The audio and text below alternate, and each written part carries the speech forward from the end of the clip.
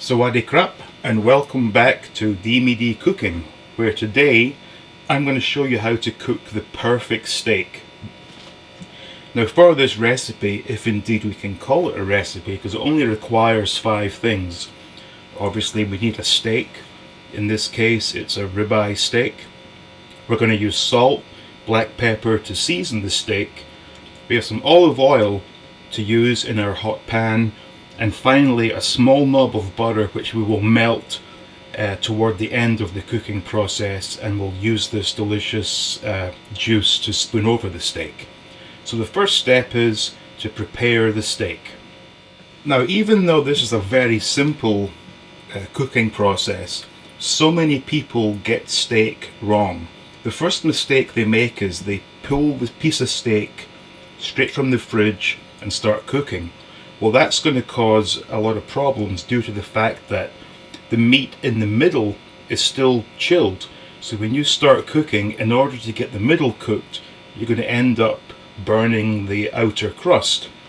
So what we do is we actually take the steak out 20 minutes before we're due to cook, which allows the meat to get up to room temperature, and the temperature in the middle of the steak is the same as the temperature on the outsides.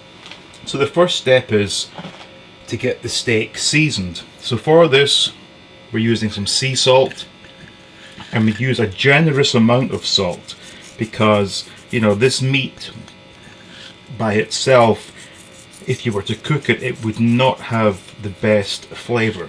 So first of all, we're just covering the exterior of this steak with sea salt. Next, black pepper.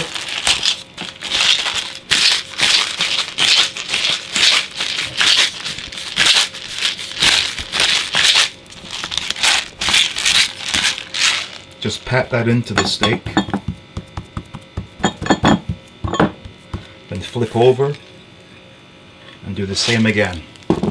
Sea salt and black pepper, that's all it takes.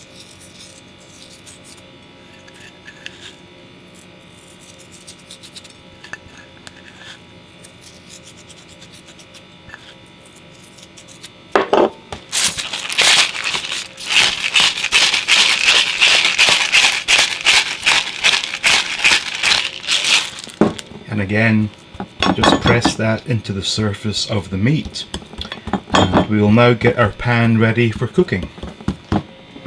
So now we're ready to cook the steak, and the first thing we do is we take a cast iron skillet, which is the best method for cooking steak. If you don't have the cast iron, you can use the pan of your choosing, but I highly recommend a cast iron skillet.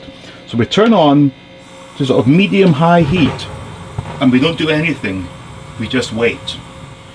So I've given the pan about 2 minutes to heat up.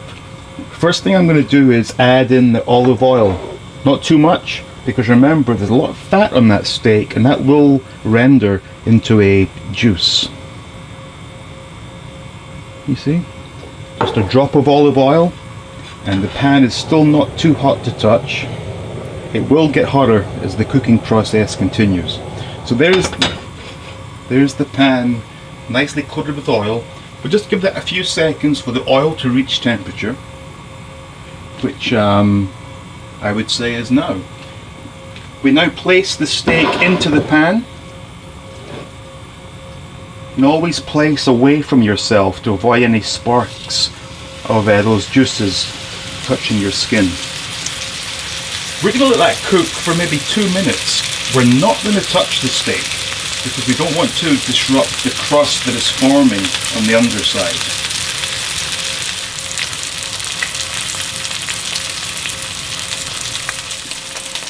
So now it's time to turn the steak, and obviously being very careful with this hot pan handle, I'm going to just take the steak and flip it over.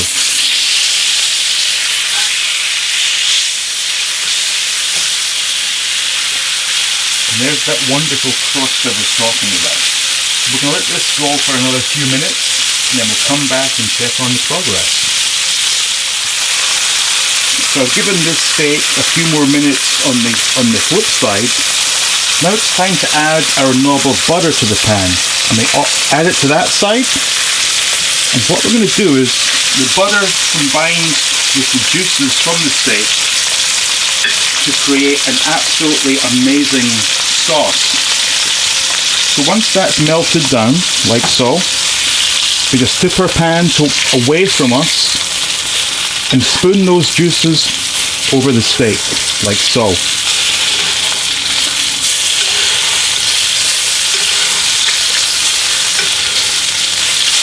Now the steak is done, I'm going to turn off the heat, then we're going to plate the steak, but we're not going to cut it yet.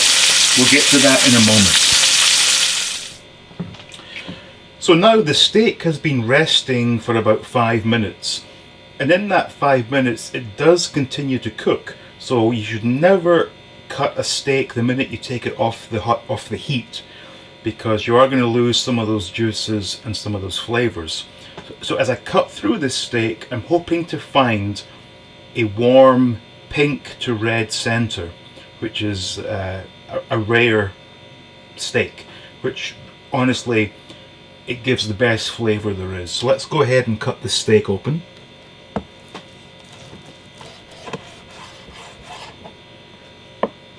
And as you can see, slightly overdone actually, but the red center does contain the most flavor. Let's see if we go more towards the middle. There we go, perfect. The colors are amazing and the juices are absolutely flowing. This is the most perfect steak. So just to recap, you only require steak, obviously, salt and black pepper, olive oil for the pan, and a knob of butter for the pan. And that's it. Do not add any sauces, do not overcook, and you will have the most perfect steak. So once again, I thank you for watching this, and if you did enjoy the video, please do like and subscribe, and we'll have a lot more videos coming up in the near future. So once again, I say thank you and good night.